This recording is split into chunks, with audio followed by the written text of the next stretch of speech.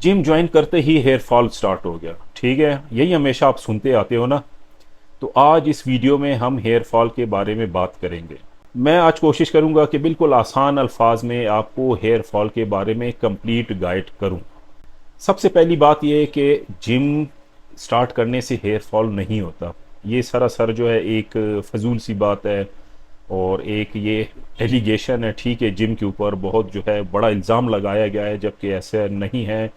Gym की वजह से हेयर फॉल नहीं होता। हेयर फॉल अगर होता भी है तो जिम में बैठे हुए नालायक तरीन जो कोचेज़ है, अनपढ़ अनएजुकेटेड, जिनको मेडिकल साइंस का क्या कि और सिंपल साइंस का भी कुछ नहीं पता, वो है सबसे बड़ी वजह। ठीक है, असल में होता ऐसे है, जैसे ही आप जिम ज्वाइन करते हो तो आपको जो है वो चंद में वो सप्लीमेंट्स दे दी जाती हैं। ठीक है, तो उनका मैं बता दूं, अगर आपका कभी हेयर फॉल होता भी है, ठीक है, स्टार्ट हो जाता है, फिर जब आप अपने जो है उन बिलव्ड जो है ट्रेनर से आप पूछते हैं तो वो आपको डीएचटी ब्लॉकर दे देते हैं कि डीएचटी ब्लॉकर खाओ, इंशाल्लाह आपका हेयर फॉल रुक जाएगा।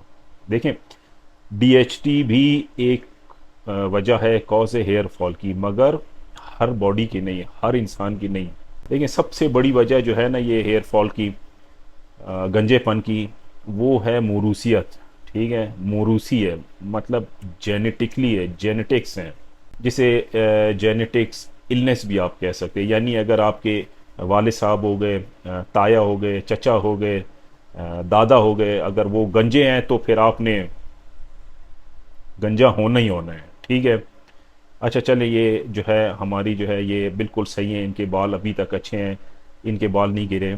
फिर आपने क्या करना है, अपनी जो है वालदा की तरफ जाना है, मतलब अपने मामुओं को देखना है, क्योंकि जो बायोजेनेसिस होते हैं उसके कुछ क्रोमोसोम्स आप में आपकी वालदा के भी शामिल हैं। ठीक है, आपके जिस्म में डीएनए आरएनए में। ठीक है, तो अगर आपके मामू भी गंजे हैं तब भी आपका तकरीबन 60% चांस है गंजा होने का। सही है, और अभी ना आप जो है वालिद की तरफ से कोई मसला है, ना जो है वालदा की तरफ से मसला है, और आपने जिम ज्वाइन किया और आपके बाल गिरने लग गए, तो उसकी दूसरी जो है सबसे बड़ी वजह वो है विटामिन डी। विटामिन डी की कमी नहीं, विटामिन डी की ज़्यादती। देखिए, विटामिन डी जो है वो क्या करता है, जिस्म में कैल्शियम को एब्जॉर्प्शन में मदद देता है। तो जब आप विटामिन डी लेते हो अपनी जो है बीएमआई से, अपनी एज के हिसाब से, और अपने जो है बॉडी वेट के हिसाब से ज़्यादा लेते हो, ठीक है, तो वो ज़्यादा कैल्शियम भी एब्जॉर्ब करता है आपकी बॉडी की रिक्वायरमेंट से ज़्यादा। इसे हाइपर वाइटामिनोसिस डी कहा जाता है, या फिर विटामिन डी टॉक्सिटी कहा जाता है। ठीक है, जिसकी वजह से हाइपर कैल्सीमिया हो जाता है। हाइपर कैल्सीमिया क्या है, आपके ब्लड में कैल्शियम जो है वो एक नॉर्मल रेंज से ज़्यादा हो जाता है, और कैल्शियम जब ज़्यादा हो जाता है तो वो काफ़ी जो है मसाइल पैदा करता है। सुस्ती होती है, हल्का सा बुखार रहता है, और उसमें जो है एक बहुत बड़ी वजह ये भी है, हेयर फॉल की भी है। क्योंकि कैल्शियम जब ज़्यादा होता है, कैल्शियम जाके आपके बालों के जो रूट्स हैं, जहाँ पे ये केराटिन नाम की प्रोटीन बनती है जिससे बाल बनते हैं, ग्रोथ होती है, उससे जाकर जो है ये उसके साथ बाइंड हो जाता है, उसे काम नहीं करने देता, और आहिस्ता आहिस्ता वो जड़ें ख़त्म हो जाती है, बंद हो जाती है, तो आपका हेयर फॉल शुरू होता है और फिर गंजेपन की तरफ आप चले जाते हो। तो विटामिन डी या विटामिन डी जो टॉक्सिटी है, वो डायरेक्टली नहीं इनडायरेक्टली इन्वॉल्व है आपके हेयर फॉल में। ठीक है, तीसरी वजह क्या है, तीसरी वजह है जी डीएचटी। अभी डीएचटी जो है वो हर बंदे का मतलब मसला नहीं है। वो कोई कोई बंदा होता है, 20%, 100 में से 20 लोग ऐसे हैं जिनको डीएचटी सेंसिटिविटी है। ठीक है, जैसे लाइक आप ये अपना दूध पीते हैं तो पेट खराब हो जाता है, उल्टियाँ आती हैं, लैक्टोज इंटॉलरेंट उसे कहते हैं। ठीक है, उस बंदे को जो दूध को हजम नहीं कर सकता। मगर जो लैक्टो इंटॉलरेंट नहीं है उनको दूध फ़ायदा पहुंचाता है, और इस तरह का कोई साइड इफ़ेक्ट नहीं देता। सेम इसी तरह जो बंदा डीएचटी सेंसिटिव है उसको जो है डीएचटी साइड इफ़ेक्ट देता है, जो नहीं है कोई मसला नहीं। ठीक है, ये चीज़ जो है ना, आपके जो बिलव्ड जो ट्रेनर्स हैं, क्या वो जो ऑनलाइन बैठे हुए हैं, ठीक है, क्या आपके जो जिम में बैठे हुए हैं, या फिर कोई दोस्त हो जो वो ट्रेनर बन जाता है आपका, ये उन्हें नहीं पता इन चीज़ों का। भाई वो फलाने का बाल गिरा था, उसको एक गोली खाया, सही होगा, तो वो भाई डीएचटी सेंसिटिव होगा और उसका जो है गिरने की वजह भी डीएचटी थी, आपकी कुछ और वजह हो सकती है, विटामिन डी हो सकती है, मरूसियत हो सकती है, हर बंदे की अलग होती है, ठीक है। ये कौन चेक करता है? आपके इलाके का एक बेहतरीन कोई स्किन का डॉक्टर होगा लाजमी, डर्माटोलॉजिस्ट कहते हैं, ठीक है, उसे उनके पास जाओगे, ये पूरा डायग्नोस करेगा। फिर एक और वजह जो है हेयर फॉल की बहुत बड़ी जो है वो है कैफीन। इधर भी हम आके जो है हमारे जो ये ट्रेनर जो है ना वो क्या मशवरे देते हैं सबसे पहले बच्चों को कि ये जो है प्री वर्कआउट है, ये आप पियो और जो है आप शेर की तरह वर्जिश करोगे, ठीक है। उसमें जो कैफीन 350 mg पर स्कूप होती है, ठीक है। और साथ क्या करते हैं, मतलब वो नहीं सोने पे सुहागा कि वो एनर्जी ड्रिंक के अंदर जो है प्री वर्कआउट डाल के पी जाते हैं। एनर्जी ड्रिंक में अलग कैफीन, इसमें अलग है, फिर ऊपर से जो आप दिन के 2-3 कप जो है ब्लैक कॉफ़ी पी जाते हो।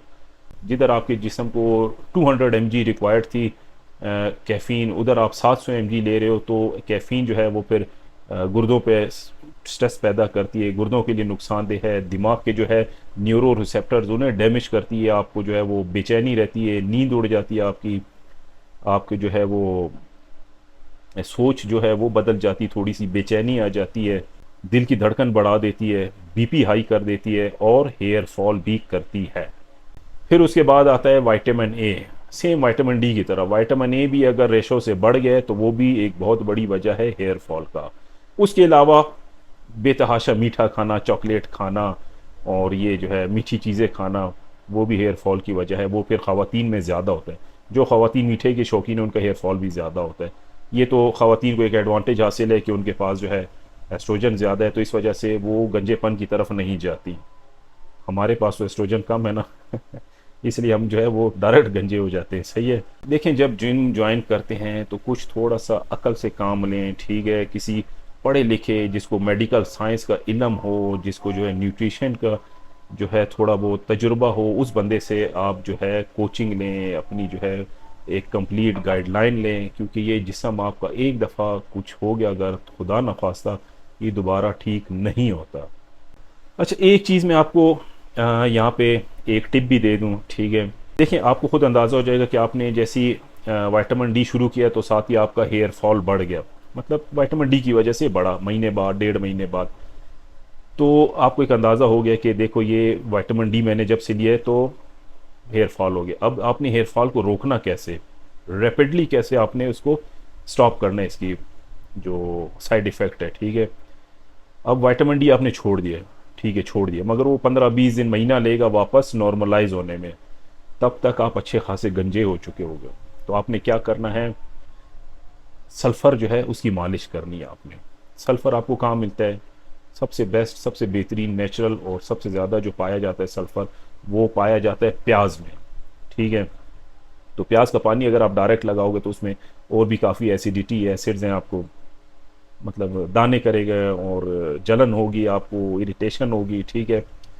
तो इससे बेहतर यही है कि आप मार्केट से एक अच्छी कंपनी का, ठीक है, मल्टीनेशनल कंपनी का जो है शैम्पू या ऑयल, प्याज वाले आजकल आए हुए जिस पे लिखा होता है कि anti hair fall onion oil, ठीक है, वो आप ले लें, उस ऑयल की मालिश करें या फिर उस जो है शैम्पू से सर धोएं, तो इंशाल्लाह ये अगर विटामिन डी की वजह से आपका हेयर फॉल है तो ये फ़ौरन विद इन 3 डेज़ ये 50% कम हो जाएगा और हफ्ते बाद ये 90% आपका कम हो जाएगा, नॉर्मली जितना हेयर फॉल होता है उस पर आ जाएगा। उम्मीद है मेरी बात आपको समझ आ गई होगी। हेयर फॉल के बारे में कंप्लीट मैंने आपको गाइड कर दिया है। इंतहाई पेचीदा और मुश्किल मेडिकल जो लैंग्वेज है, मेडिकल जो अल्फाज हैं, ठीक है, उनको मैंने आसान, मेरी कोशिश यही होती है कि आसान अल्फाज में मैं आपसे बयान करूं, समझाने की कोशिश करूं, ताकि आप में भी अवेयरनेस पैदा हो, ठीक है। और ये जो फ्रॉडी बैठे हुए ना, ये लोगों की जो है मासूमियत कह दें, से लाइलमियत कह दें, ठीक है, उससे फ़ायदा उठाते, कोई माजून बेच रहा है, कोई तेल बेच रहा है, और तो और ये जो पीछे रह गए हैं ये फ्रॉडी पार्टी जो सप्लीमेंट बेच देती है, ये कर लो, वो कर लो, विटामिन डी खाओ, फलां, इनसे आप इतने अवेयर हो जाओ कि क्या चीज़ मेरे लिए सही है, क्या नहीं है, ये फ्रॉडी है, ये झूठ बोल रहा है, ये मुझे जो है वो पैसा निकालने के चक्करों में, ये उस्ताद जो है खर ख़त्म है, ठीक है, इसको अलिफ से बे नहीं पता मेडिकल का, ये चीज़ आपको पता चल जाए, इसलिए मैं बहुत ईजिली बताता हूँ, ईजी हो के, मतलब उर्दू, बहुत आसान उर्दू की कोशिश करता हूँ आपको ये मेडिकल की जो मुश्किल टर्म समझाने की। मिलते हैं इंशाल्लाह फिर नेक्स्ट वीडियो में, तब तक के लिए दुआओं की दरख्वास्त है। अल्लाह हाफिज़।